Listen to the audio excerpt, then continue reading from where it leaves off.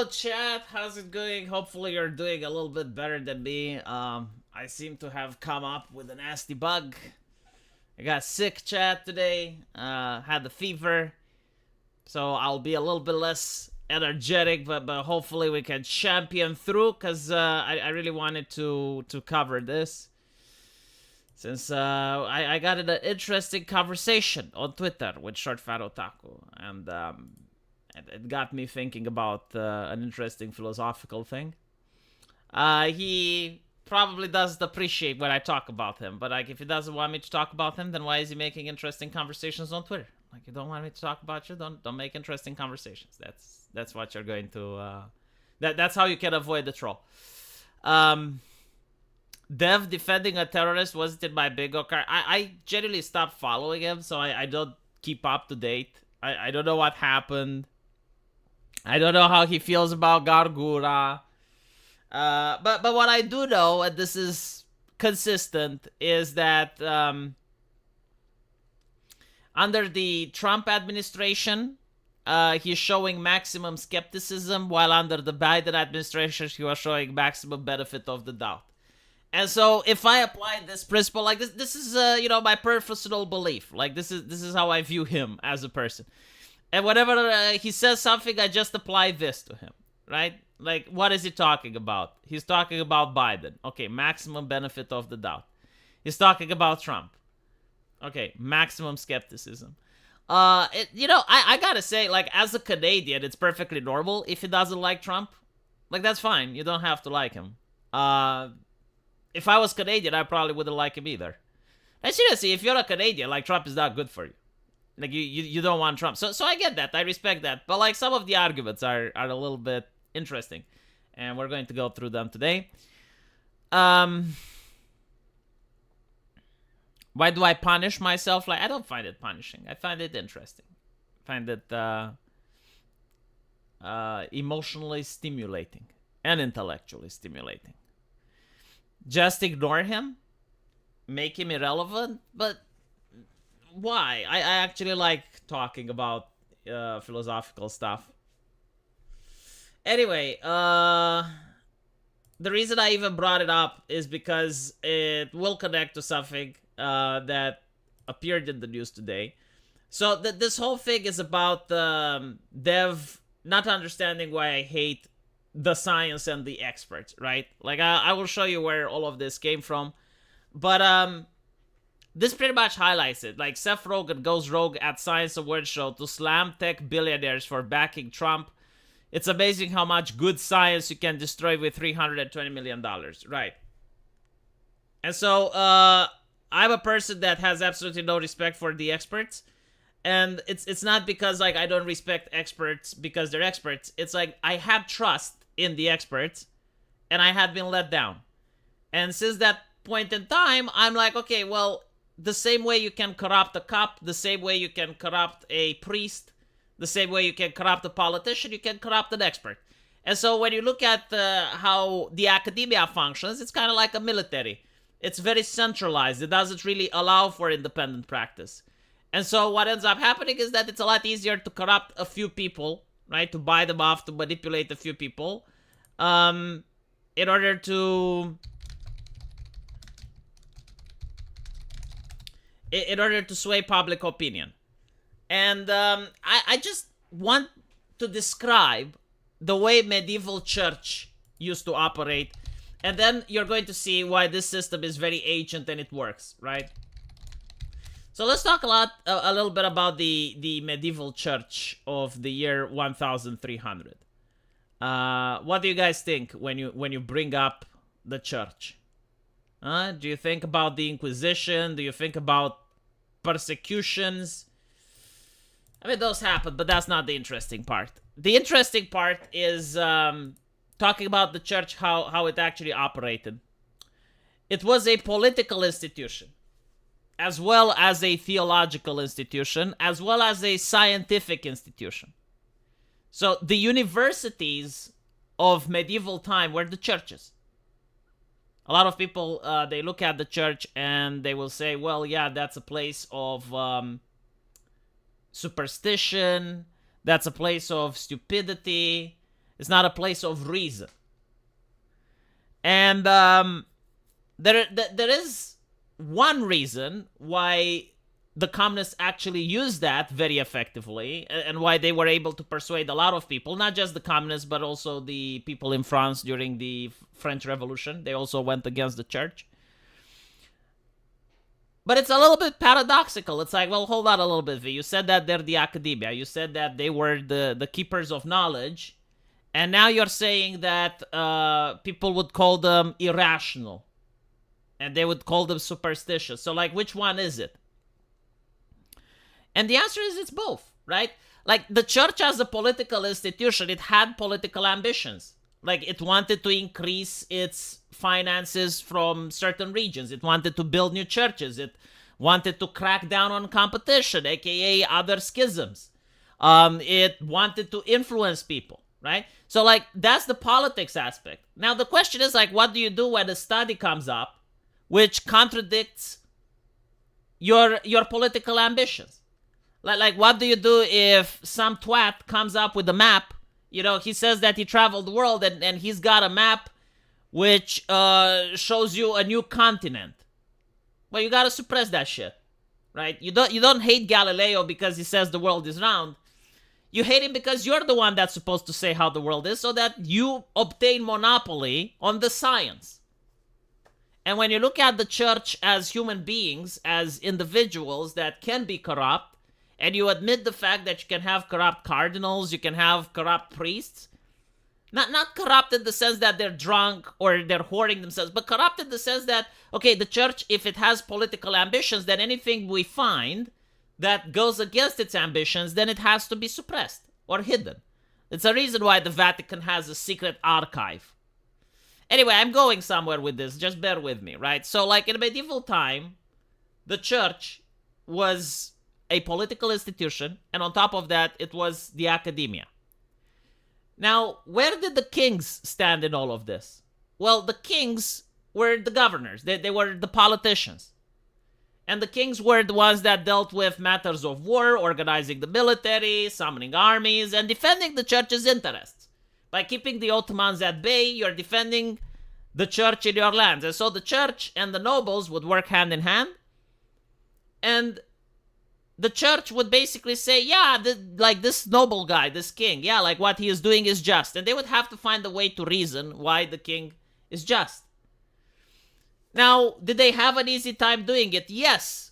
Every single thing that the church would write was in Latin. There is a reason why we're looking back now and we find out that it's weird that peasants couldn't read or write. I mean, a 5-year-old can very easily learn how to read or write. So why couldn't a peasant if a 5-year-old can? Like, are people much smarter today? No. First of all, books were very expensive. But secondly, they couldn't read and write in Latin. They probably could read and write in their own language, but it didn't count.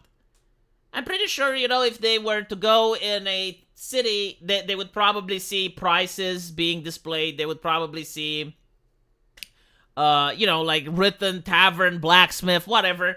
But it would be in their own language. It wouldn't be in a book. It would be on with a chalk or with a tablet that had wax. And so the question is, like, why did the church read in Latin? Why did it write in Latin? Well, first of all, so that the peasant doesn't understand what's being said. It creates this aura of mystique. It makes you feel like you have the truth because it's in Latin. It makes you look better, right? And so, when a peasant went to church, he wouldn't actually know about the fables from Jesus. He wouldn't actually know about the magi that visited Jesus. Like he would see the priest facing away, like the priest would be facing the altar, and he would be chanting in Latin. And that was pretty much mass. And at the end of it, he would probably talk a little bit about the community, and he would, you know, listen to confessions, and that was it. Okay, now that we understand this, let's look at the modern system, the one that the left wants us to believe, right? So the modern system is secular. There's no more God. Or if it is, it's a personal thing, right? Like, God is in your heart, whatever you want him to be. Like, we take him out of the equation. But if you look at how society is structured, like how do you rule over people? How do you govern over people so they don't rebel, so they don't misbehave? How does the king, the politicians, how do they maintain power consistently? How do you have dynasties of politicians like the Clintons, the Bushes? How does that happen? And the answer is the experts. They're the new clergy, right? If the church spoke in Latin, the experts, they show scientific papers that most people don't understand. And even if you do understand, like notice how whenever you contradict an expert, right? Like, first of all, it's the mythical status of an expert, right? Like, just the fact that he's an expert. He studied for like 4 years at a university, and now he achieves this divine mythical status just by being an expert. And nobody can contradict him on his expertise. Like, for instance, if he makes toilets, and you're saying, well, the way this toilet is made, when I flush it doesn't go, it's like, are you an expert? The fuck do you know? Perfect example of this. Video game comes out. It was SimCity. SimCity was one of the city builders, had a huge IP backing it. It was very prestigious at the time. But it comes out and it's online only. Right? So you have this game, for the first time ever, forces online only connectivity in a SimCity. Like, people didn't like it. It's like, why? Like, when I play SimCity, I played single player. I don't even want to play with other people. Like, why am I forced to be online? And they basically started bullshitting. They were saying, oh yeah, but like the way the game is made, like we designed it for online play, so we can't shut it off. And you have Total Biscuit, and you have Angry Joe, and at the time they all went and they called the developer of spreading bullshit. Like, it's bullshit. Like, you're lying to people. Like, you can most likely turn off the online component. You just don't wanna. And what they said is like, are you a game developer? Like literally, that's the interview. I think it was with Angry Joe, and he asked him mockingly, it's like, are you a game developer? Do you know better than me? I'm the expert. And sure, like Angry Joe didn't know how to code. He didn't know how to make video games.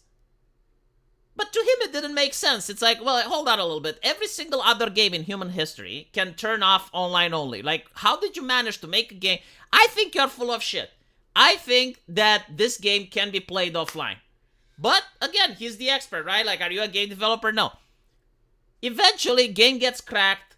Guess what? Can be played offline. The expert, oh my fucking goodness, deceived people. He was like the snake in the Garden of Eden, the deceiver. He deceived Angry Joe that day, and accused Angry Joe of spreading misinformation when the misinformation came from the expert's tongue. And you notice this trend. You notice it constantly. Like, you have the expert, they say something, someone else looks at the world, and it's like, I don't think what you're saying is true. Looks a little bit suspicious. For various reasons, maybe it's even a gut feeling. I don't fucking know. But you're looking at the expert, and you're like, you're kind of full of shit, aren't you? Yeah, you're spreading misinformation. And then you find out that the expert was the one lying. And it happens once, it happens twice, it happens 3 times, 5 times, 10 times. And at one point, you're like, you know what? Like, maybe the expert should be treated the same way you treat any other person. Someone comes up to you with a batshit claim. Someone comes up to you and makes a claim that doesn't make sense, and they can't explain it to you. I don't need, like, peer review papers. No, explain it into your own words, like you would to a simpleton, so that I can understand it.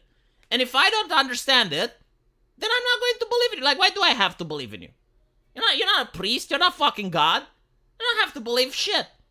And at the end of the day, why can't you live on planet Earth if I don't believe? Why do you insist on persuading every single human being on planet Earth as if you managed to achieve the objective truth? As if, like your peer review paper is the universal truth, and it's set in stone, and it's like... The level of arrogance, right? Alex P., have you considered that they means God in Latin? I never have until you have given me this super chat. You remember that, right? First SimCity you didn't play? Yeah. But anyway, right, so now when you understand this, like, this is the first debunking. It's like, you have an opinion, and the first thing, like, are you an expert? Are you an expert? But what if you are an expert? What if you're like, you know what? I am a fucking expert. I actually had this a lot of times being, like I would say something about medicine and people, are you an expert? And I'm like, oh, actually, I fucking am. What happens then? Well, what happens then is that they will excommunicate you. This is also what happens with priests during the Middle Age. Like, let's say you have a sailor coming up with a map. Map at the times were extremely expensive. The church held dominion over them. But let's say you have someone coming up with a map. And they're like, okay, we found a new trade route. And the priest is like, wait, why is Europe not in the center of the map? What is this China thing you found? What is this? No, heresy. And let's say you find the priest that agrees with you, right? Like you're desperate, you don't want to be labeled a heretic, so you find another priest, and the priest is like, you know what, like maybe this map is good. He gets excommunicated. That's what happens. Like the institution, again, like as a political institution, and this is what happened during COVID. Like during COVID, you had doctors that spoke against the experts. Were they not experts? They were. What happened to them? They got banned. That's how the expertise manages to function, right? Like the king gets to select the clergy. The king, for instance, says, no Protestants on my land, only Catholics. So like now the Catholics have a duty towards the king. It's like, okay, they scratched his back. Now it's time for them to scratch his. It's incestuous.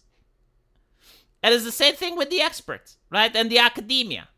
And all of the other things. It's like the academia publishes papers that support leftist ideologues. Like they publish papers that help them govern by suing division, identity politics, like all that shit, get people to turn against each other, like all that nonsense comes from the academia. The academia pushes for the experts. And once you're an expert, if you disagree, well, you get fired. But like, what happens if you're really high up? Like, let's say you're actually the big man in charge. Well, you get kickbacks if you play along. If you play ball, you get kickbacks. If not, probably your institution did some bad shit in the past. All of a sudden, it comes up. Politicians go, well, you play ball, maybe we can make it go away. Expert number 1 of relating to or requires specific knowledge to be understood. 2, showing knowledge and skill. Nowhere do you need a degree. Correct. Yes, absolutely correct, Emerald Wolf. But here's the interesting part, right? So like you would go during COVID and you would say, I don't think shutting down businesses is a good thing. I think like this is going to actually cause inflation if you print money. I think it's bad for the economy. People would be like, well, are you an expert? Are you an expert? And if you were to be like, yes, I am an expert. But what about the guide? What about the guide? Why aren't you following protocol? Why aren't you following protocol? The scientific consensus, right? And this is something you realize when you become a doctor. Like, when, I actually spoke about autism in another stream. Sorry, not about autism. About ADHD. I spoke about ADHD in another stream. And I talked about my opinions on it. Are you an expert? Is that what they taught you at med school? And this actually made me thinking, like what did they teach me at med school about ADHD? Like what exactly was it taught to me at med school about ADHD? Now at med school you learn about almost every single illness. So ADHD was like a really small thing in a corner of the paper. Like if you wanted to actually learn, you'd had to specialize deeper, right? But as a med student, as someone that finishes med school, what do you learn about ADHD? Again, it's like just probably one small piece of paper in a really thick book with other illnesses. And what you learn is how to diagnose it.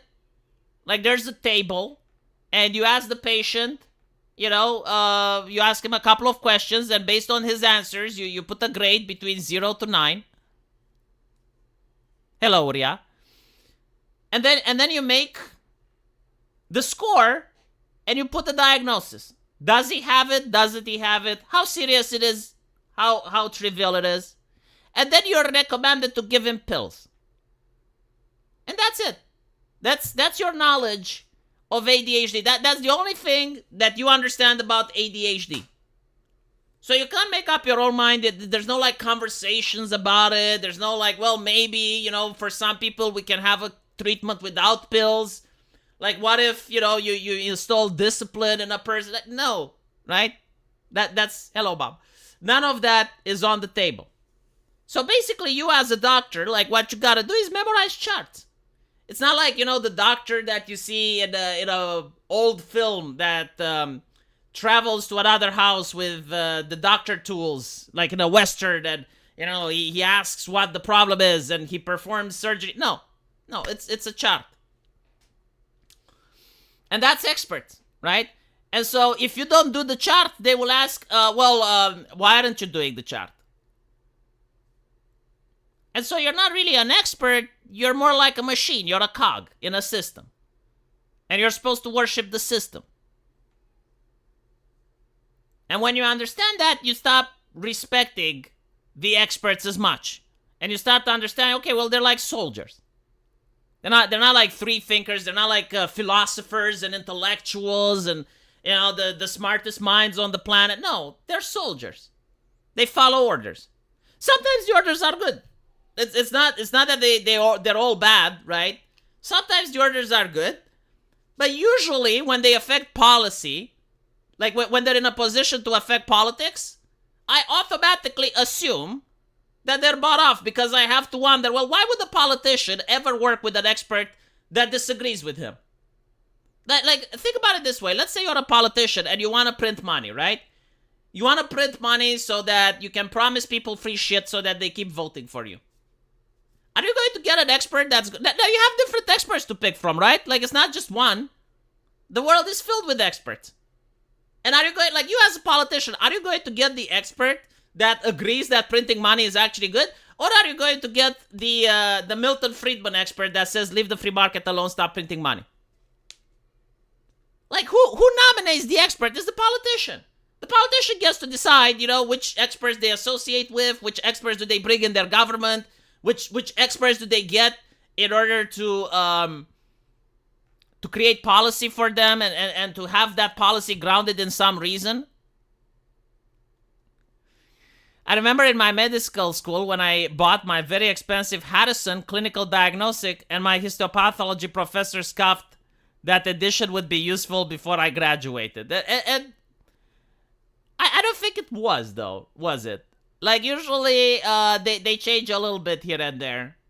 But again, like, that's part of the problem, right? Like, you buy the book that, the experts have anointed, and in 4 years, the book is outdated.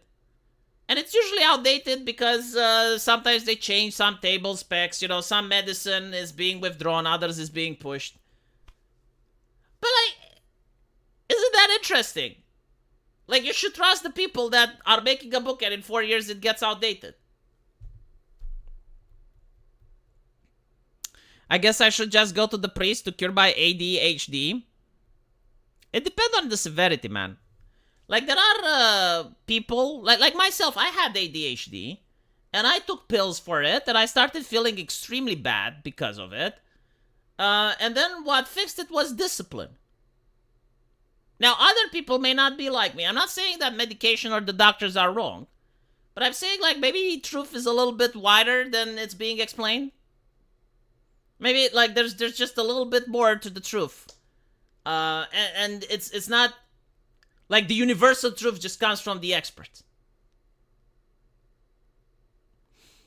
Schizophrenia and ADHD are two different things, by the way. And by the way, like, there are certain things that are untreatable. Like, that's also... And there are certain things that are unknowable. Like if you went to a doctor to treat you... for schizophrenia a couple of years ago, a couple of decades ago, like not even that long, you'd get a lobotomy.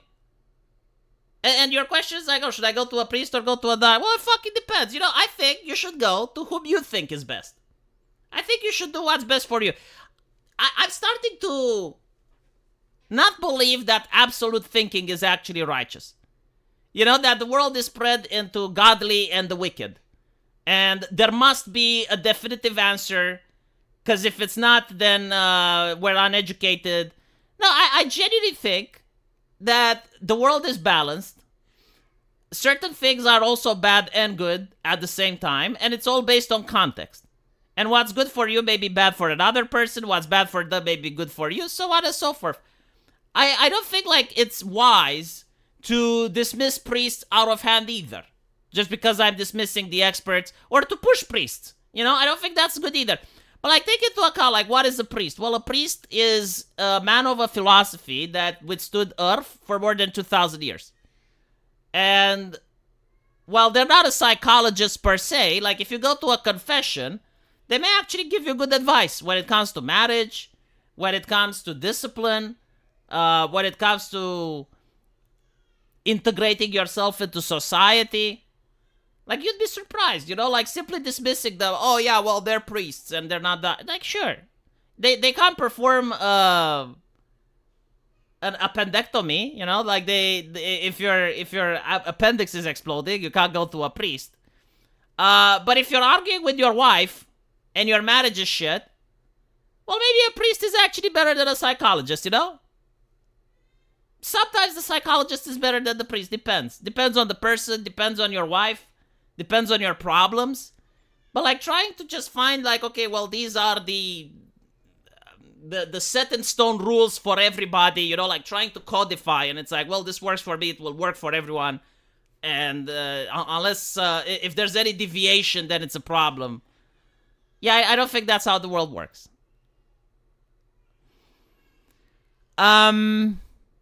Right, let's look at what Dev said, and then why I actually got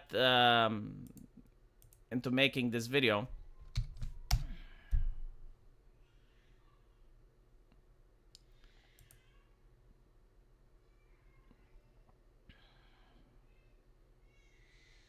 Alright, I think I found it.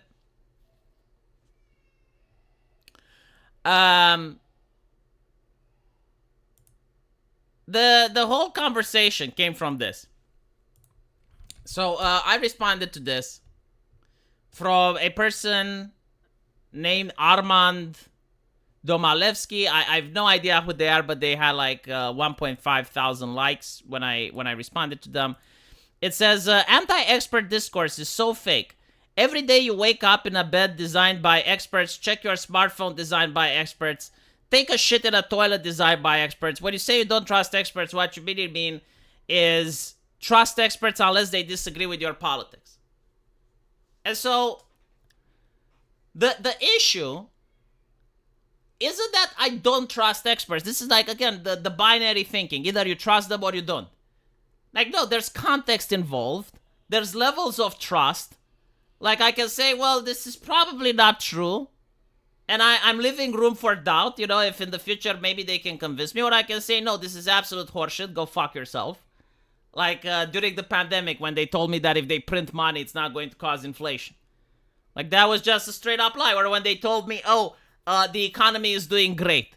When I was going at the store and I was buying shit and I was looking at the bill and I was seeing how the price is going up and up and up, and they were telling me, no, it's fine.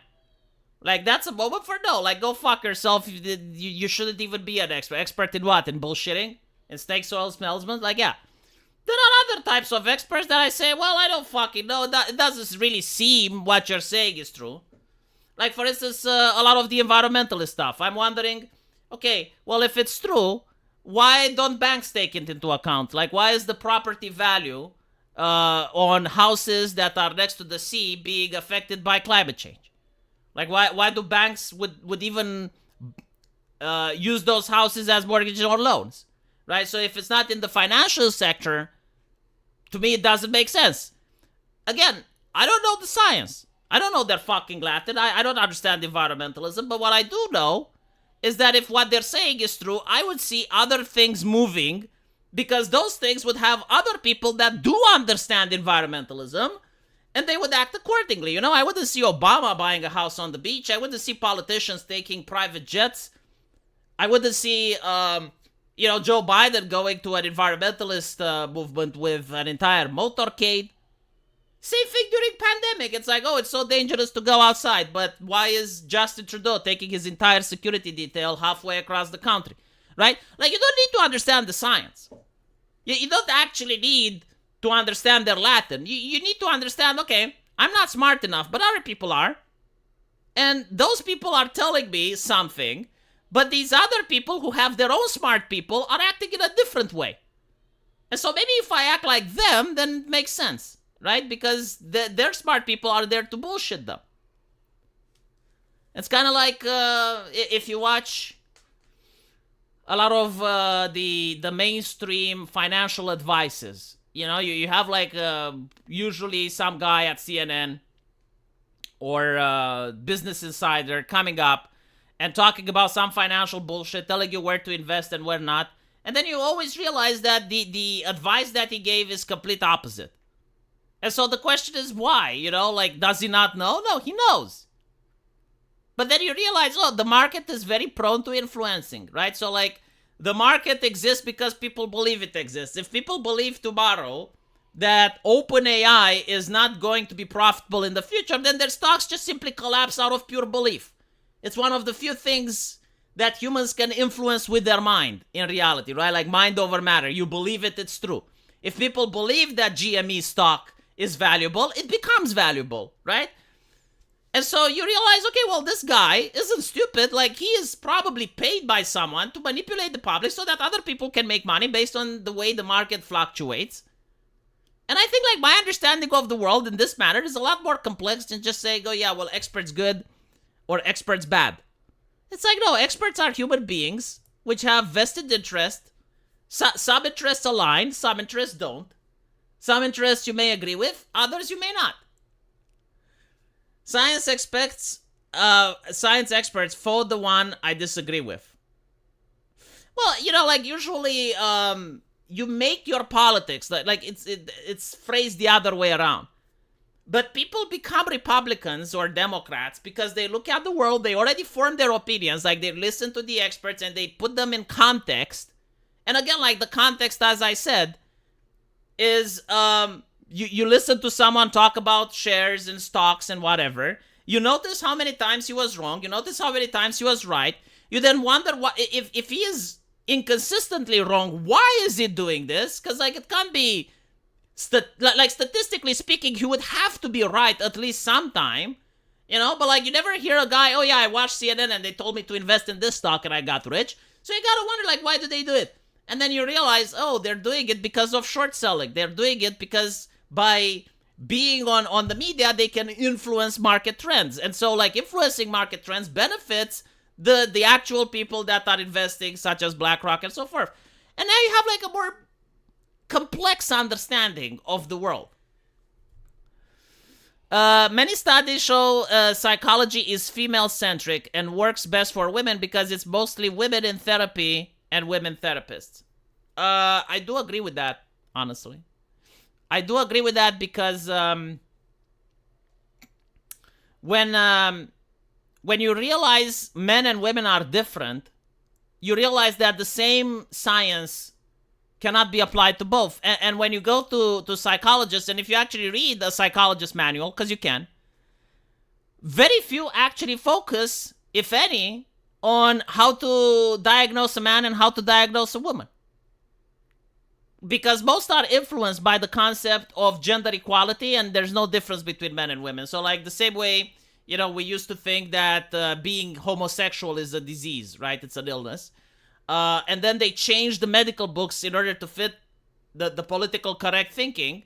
It wasn't like scientists have studied really hard and all of a sudden they changed. Like they would have never changed the books in the 80s or in the 70s. They're changing it now. Why? Well, because the politics have changed, right? So now it's more acceptable. And it's the same with psychology books. Like a lot of them were changed in order to make it so that men and women are the same. And they used women as the benchmark, right? And so if you're a man, I would strongly suggest you go to a priest. And if you're a woman, you can consider going to a psychologist. Again, depends on the priest. I'm not saying you should go to a Christian priest. Like, go to any type of priest you want. Go to an imam. Go to an Orthodox. You don't have to believe. You're going there to get some advice, right? It's a lot better than going to a psychologist. What does a psychologist do? Well, what are the differences? They, like, when they say, a man, let me give you an example, right? A woman wants to be loved, right? Like, if you're married to one, if you have a girlfriend, if you have a lady friend, like, she will constantly want for you to tell her that you love her, right? Like, she wants to hear it. She wants to be told, I love you, I love you, okay? That's what makes her happy. I'm not judging. I'm not saying it's good or bad. I'm just saying that's what makes her happy. Now, if you're a man and you're married in a relationship and you're like already in 3-4 years down the line and it's like, I love you, and you're like, I know. How do you know? Well, I know because otherwise you wouldn't be with me. I know. So what does a man want to hear? A man wants to hear that he is respected. Like, nothing makes a man feel better than if a woman, even if you're in a relationship with him for like 7 years, and you go to your husband and you say, I respect you. But that's really strong, you know? And so, ladies in the chat, if you have boyfriends, like, try this with him. Like, they're going to, like, you're going to see their faces change, right? It's and this shows like a fundamental difference. Another difference is how men and women deal with problems. Women when they talk about problems, they don't want to necessarily find solutions. I mean, sometimes they do.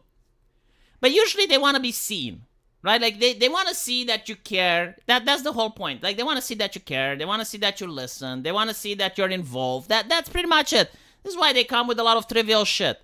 They're like, what happened at the workplace? What did they do? It's boring as fuck. But you need to listen, because, like, it makes them feel good, right? Like, and you as a man need to understand that, right? Like, she's not another man. She's not another guy coming to you with his problems so you can tell him to fuck off. No, she's a woman. She's got, like, different needs. And when you understand that, like, you become a lot better husband. You're like, okay, well, she wants to talk about this. She doesn't really want input. You just listen to her and you go, oh my God, that's so cruel. Really? That happened? Holy shit. That's really what they want.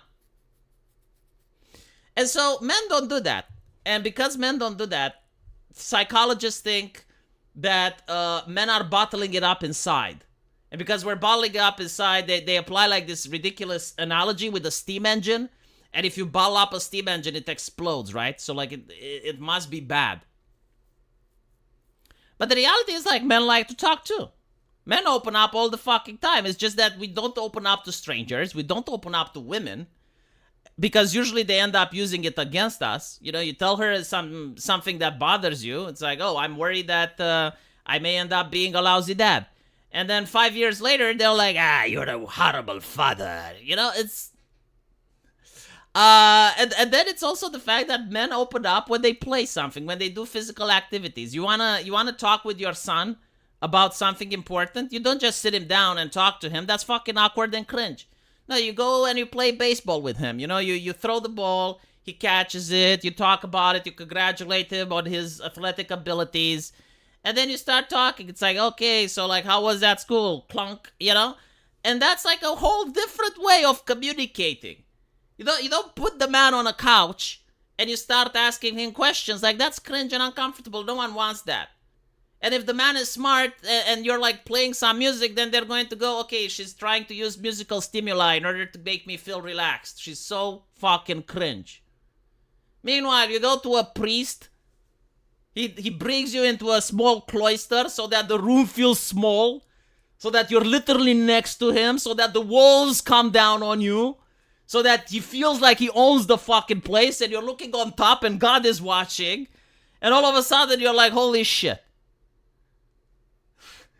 And then the priest, they're like, what the fuck did you do? And you're like, I did this. Listen, you're never going to do it again. And what I'm telling you, you're going to listen, because I don't want to see your ass here again. I'm not getting paid by the hour. I'm getting paid through charity and donations. You're going to do this and this and this and that. You understand? And the walls, like, yet again, they shrink. And that's, you know, like, that's how you actually do psychology for men. It's like completely different. Right? There's no, like, oh, sit on the couch, let me play you some music, let me do. The only therapist I want is one that says, hell yeah, whenever I make a dark confession. Jesus fucking Christ, all is like, holy shit.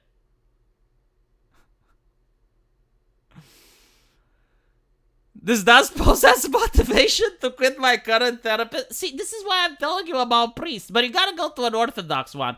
Never ever go to a Protestant.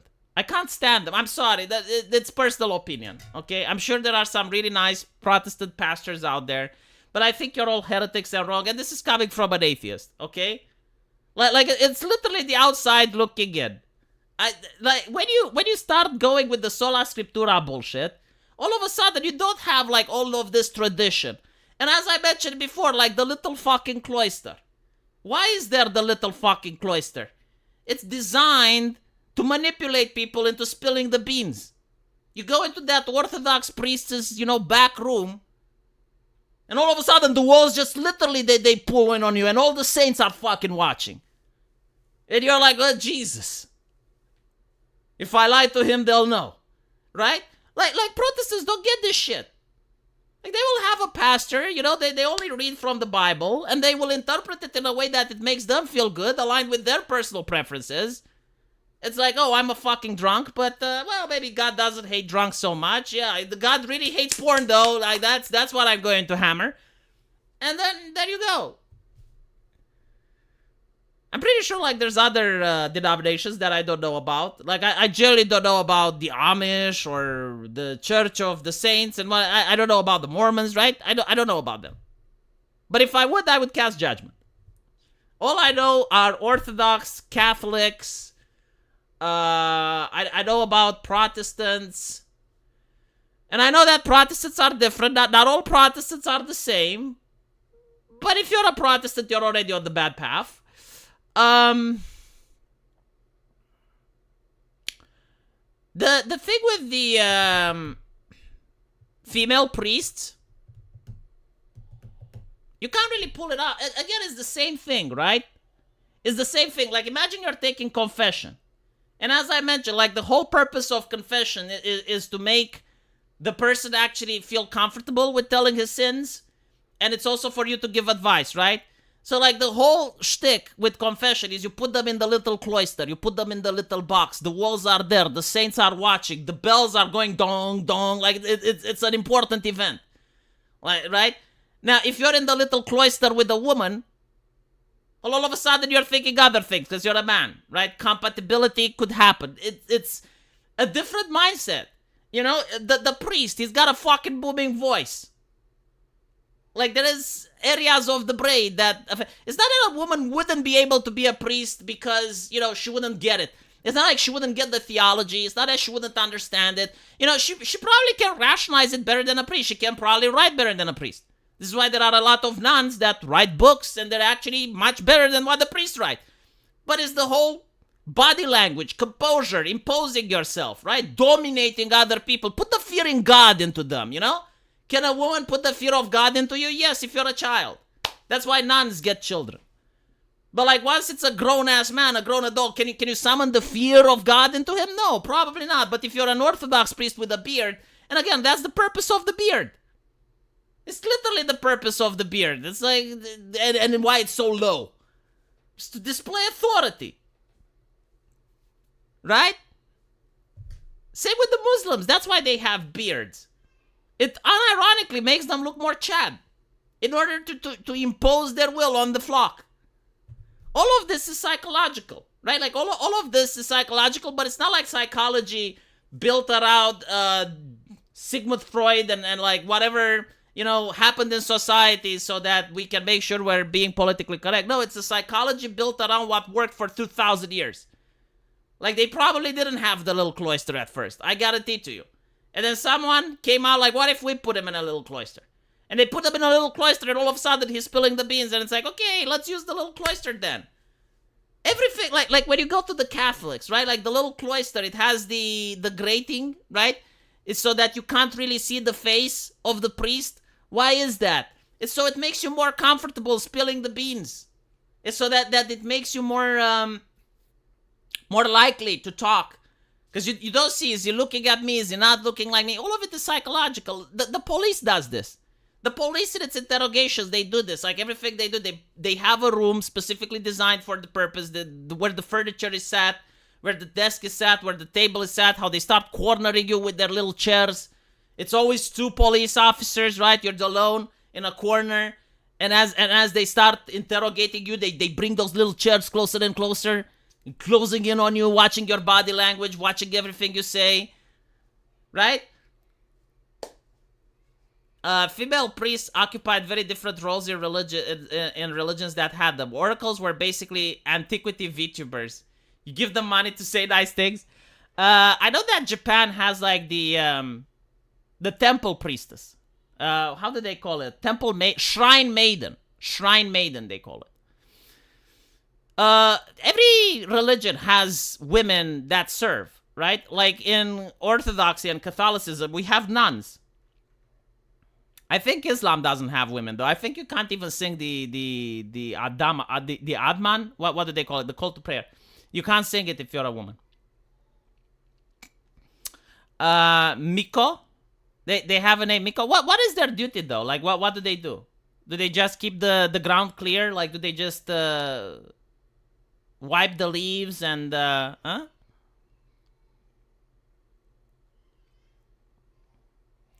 Man, I actually thought about it. I was role playing with ChatGPT. I'm starting to enjoy creating fictional stories with ChatGPT, and discussing theology and shit.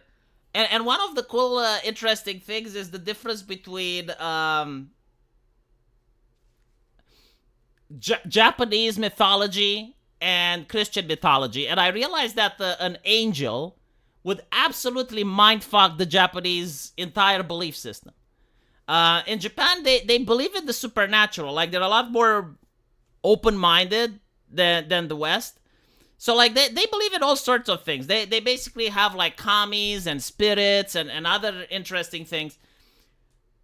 And I was like, well, why can't an angel just fit into that? You know, why can't they say, okay, well, there are foxes and there are yokais and shit. Why can't there be an angel? What's wrong with having like a lady with wings? And the thing is that you realize that in their mythos, every single spirit, every single supernatural is not purely good or purely bad. Like they have certain patterns and ambitions. So, sure, you can have a revengeful ghost, but, like, if you perform a ritual, then the ghost gets appeased. Like, it wants the appeasement. You can have an Oni that's like a demon and is bad, but, like, you can recruit him so that he works in your army. You feed him, you talk to him, and if he's satisfied, like, he's going to go there with his club. Meanwhile, an angel is a being of absolute good. Like, it literally cannot perform evil. And this would mindfuck the Japanese priest. It's like, wait, what? Like, what do you mean it always performs evil, right? Like, it keeps giving charity. It doesn't care if you do ritual or not. If you hurt it prays to God to not smite you because you don't know what you're doing, right? Like, it's absolute kindness incarnate. Like, everything it does is absolute good. And so when the angel says, it's like, no, I don't want anything from you. Like, all I want you is to pray to God and live a noble life. Like, they can't understand this. And the idea, it's like, okay, so, like, if I don't pray to God, I go to hell? Yes. Well, that invalidated their entire thing.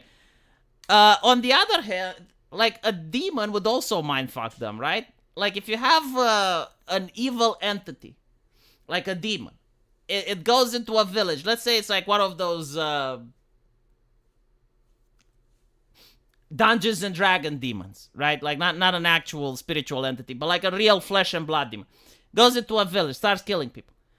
They're not really horrified by that. They're like, okay, well, we did something to upset him. We dishonored him somehow. And then they're like, well, what do we do? Well, let's like it likes blood. Let's leave him a lamb or some shit.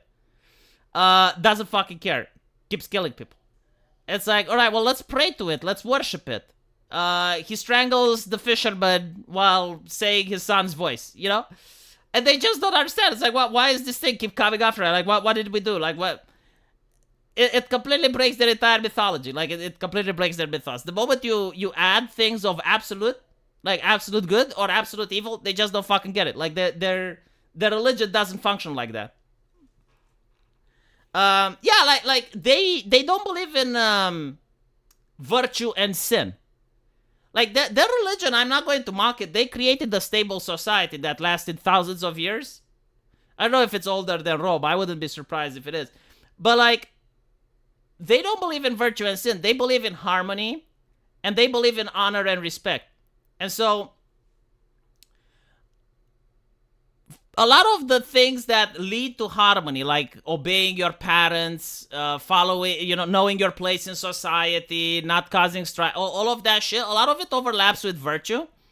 But if they have like an angry spirit, what they will think is that they offended. So if they see a demon, they think that they offended the demon. It's like they can't conceive the fact that the demon hates them just because. It's like they must have done something wrong in order to invoke this demon. They can't believe it's like, okay, if you pray to God, then the demon goes away. It's like, well, hold on a little bit. No. Like, I get it. Like God can keep him away. Like, okay, fine. They get that. But they don't get like why the demon itself wants to hurt them. Like that's what they don't get. It's like, why is this demon coming after us? Like, how did we upset him? What did we do? Where did we fuck up, right? How can we appease him? How can we restore balance? Like, what do we do in order to honor him so he leave us alone? This is why Japanese media, you see them depicting angels and demons like they're gods and goddesses, administrators. Yes. Yeah, pretty much. Spot on. Like, if you were to make a media where the demon is genuinely evil, then it's extremely successful because the Japanese people haven't seen that, and you get free run. Right? Like, free run is successful simply because the demons are just evil. Like, it's a Christian thing. And so the Japanese, they're not used to that. And they're like, well, this is exotic. This is fucking cool. And the West likes it because in the West, we as well, moving away from Christian morality, we as well have stopped making villains that are just evil just because. Which, again, it doesn't mean that every story needs to have villains that are just evil just because, but it's cool when you have one that does. And so you look at the West, how they're making the Devil May Cry Netflix adaptation, and immediately you notice, well, actually demons are nice and they're misunderstood. That's the Japanese shit, right? Like, that's the Japanese mentality. And the reason they're doing it is not because of philosophy. They're doing it because America evil. So, if America fights demons, then actually demons are complex.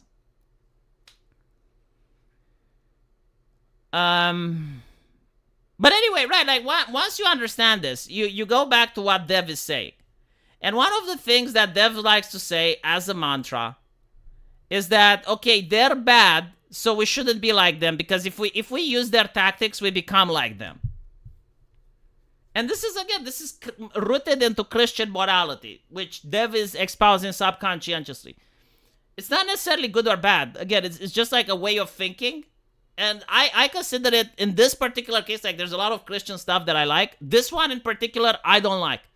I don't like the concept of turning the other cheek. I don't like the concept, we shouldn't be like them. If they're evil, then we need to do the opposite of them. The reason why this works in Christianity is that, okay, if they're evil, God will punish them. And if you do what they do, sure, you may win on earth, but when you die, God will punish you. So, like, if you believe in God, if you believe in heaven or hell, then this makes sense. Like, what Dev is saying would make sense. Yeah, like, in a world where you have evil people, then you need to suffer and endure because you're going to go to heaven and they will be punished and you will be rewarded, right? So, like, in this situation, yeah, no, Dev is right. Absolutely right. But you need to believe in the supernatural for it to make sense. What I think, though, is that there is no absolute good and absolute evil. I think they're human beings, the experts, or the social justice activists. They're human beings, and they have tools, right?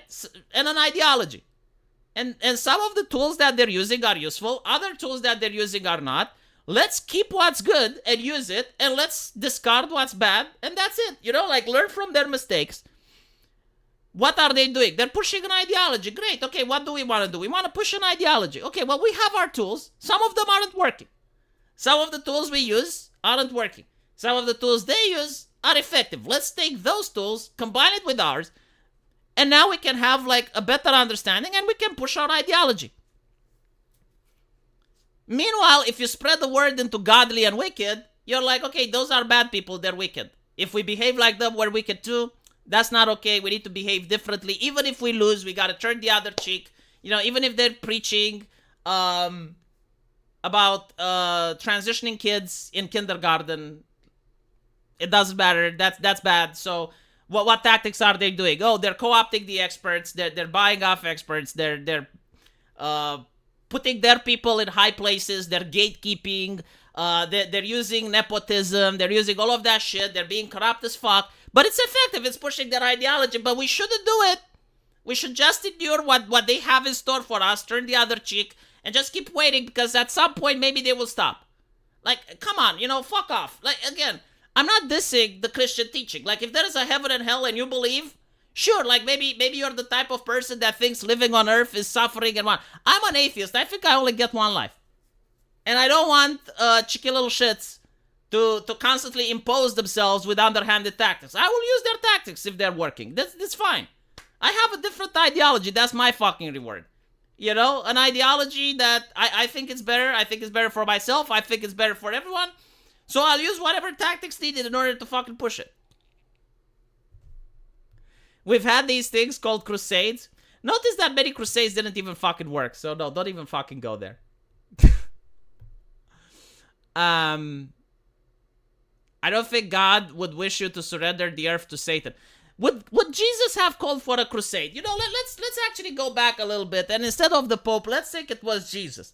Would Jesus have called for a crusade? No, I think Jesus would have traveled himself to the Middle East and started persuading people.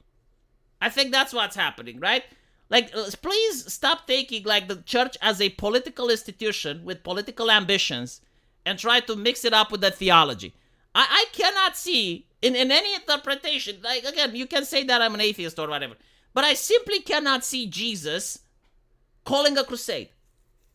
What I can see, however, is Jesus traveling to the Ottoman Empire and talking with the Sultan. I can fucking see that. I could definitely see, like, Jesus doing talk no jutsu to the Muslim army and persuading them to convert. In fact, if Jesus was there, he would probably be talking to Muhammad. It'd be like fucking that when it fucking happened, he would be like next to Muhammad. He would give a speech and Muhammad would cry and be moved emotionally. That's what I think what Jesus would do. He wouldn't call for a crusade. No, he wouldn't be in the Middle East. He would be in Rome because he's the Pope, right? I said, what if the Pope was Jesus? Like, let me put it this way. If you had Jesus coming back during 1300, during the reign of Pope Innocent III, what would happen is that Jesus would have been convicted for witchcraft and burned at the stake because his miracles would outperform the church. And they would have to, like, quickly,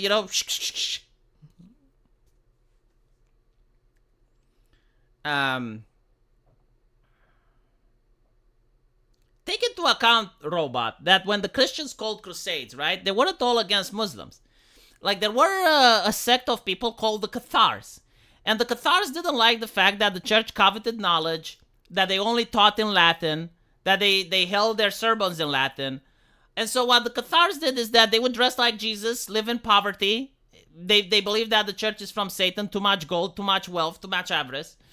And so, like, they would live off the land, and they would live humble lives and actually try to emulate Jesus. That's one of the people that the church called a crusade upon. Right? So, again, context matters. Do I blame the church for calling a crusade? No. Do I think it's coherent with Bible teachings? No. Is it right? Yes. Is it shrewd? Yes. Is it religious? No. Dude, they killed all their own Christians in Constantinople. Right? Like, I can understand pragmatism and cynicism, but the Crusaders, like, murdered women and children that were Christians within Constantinople. It's even said, like, what was it? Let God sort them out. That didn't actually said, but it's immortalized in history. It's like God will sort out of its own, right? How do we know if they're Christians or not? Well, kill them all and God will sort them out. Yeah, I don't really like. I can say sure, I get what they did. I understand it, but at the same time, if you're asking me, like, is it virtuous? No. Does it have to be? No. I'm an atheist. I don't fucking believe. Do I think that that Pope went to heaven? No. Like, that's the difference, you know? I'm judging it from a neutral standpoint. It's like, do you want me to judge it theologically, or do you want me to judge it from a cynical, pragmatic point of view? From a cynical, pragmatic point of view, I would have probably called it as well. Not against the Cathars, against the people harassing the Byzantines for 100 years. But if you're asking me, would Jesus like it? No, he wouldn't. He wouldn't have called it. I guarantee to you. To forgive them is up to God, but to send them there is up to me. Crusaders were very soft compared to the Muslims. Yeah, but take into account that the Crusaders didn't fucking know, man. Like, this is not 2025 where they're, you know, browsing the internet with TikTok and they're watching, like, what are the Muslims doing? No, like, they're peasants that got cold on a crusade, became zealots, and when they broke into the city, they started killing and hacking everyone. Like, there's no justification. You can't say, well, the Ottomans did what... They didn't know what the Ottomans did. They had no clue. And by the way, I don't even know if the Ottomans genuinely did worse. Believe it or not, like in the Ottoman Empire, for instance, churches existed. Like, they were more tolerant. And secondly, the life of a peasant was actually better in some time periods in the Ottoman Empire than it was in Christian lands, even for Christian peasants. Like, if you're a Christian peasant in an Ottoman land, you could actually do better. So, again, context depends, time period, where, who. Most crusaders were not peasants. It was mostly noble-led armies of men-at-arms. What, like the first crusade? I thought it was wasn't it called the Peasant Crusade? Am I failing my history? Huh? Didn't they have, like, volunteers and shit? Because I remember, like, a king, when he saw the peasants, he freaked out. It's like, I asked for men and you're giving me this shit? What the fuck? Fuck is wrong with you? Nobody's saying, Christian or otherwise, believes that being a slave is a virtue. Of course not, Robot, but, like, there are different ways of handling a problem. Like, you can either persuade kings and use soft power behind the line. You can try and theologically debate against the enemy, right? Like, if Islam is spreading, maybe it's your fault that it spread so far. Like, had you had your teachings and adapted them for more than it's believe in me or you get hellfire, you know, maybe you'd have had a competing religion that would stave off the Muslim invasion. I'm just saying, again, like, cynically speaking, there were other ways to handle it. I do think that the way used was pragmatic and cynical. But is it religious? Would Jesus like it? No, according to the Bible, no. And it's not just the Bible. According to everything that Christianity teaches, Jesus would have been in Mecca preaching. I guarantee it to you. Jesus would have walked in the fucking Kaaba.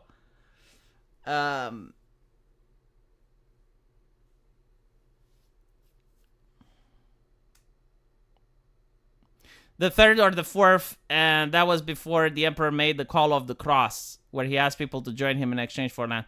No, like the whole thing with the Crusades, you know, once they opened the genie bottle, they couldn't stop it. They got addicted to it. They really enjoyed them. And I think, like, that's the moral failure of it. Yeah, the first one is effective. Okay, but what about the next? You know, and when you look at the next and you notice that a lot of them were lost and the damage that they did, they're not even militarily effective.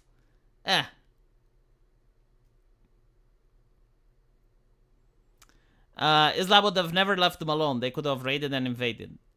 Probably. But, like, again, most of the Crusades failed. So, that's not even the justification in pragmatism. You know, like, at least if you're managing to solve the shit, I would agree. The first crusade had both. Peasants' crusade got destroyed. The nobles' crusade took Jerusalem. See?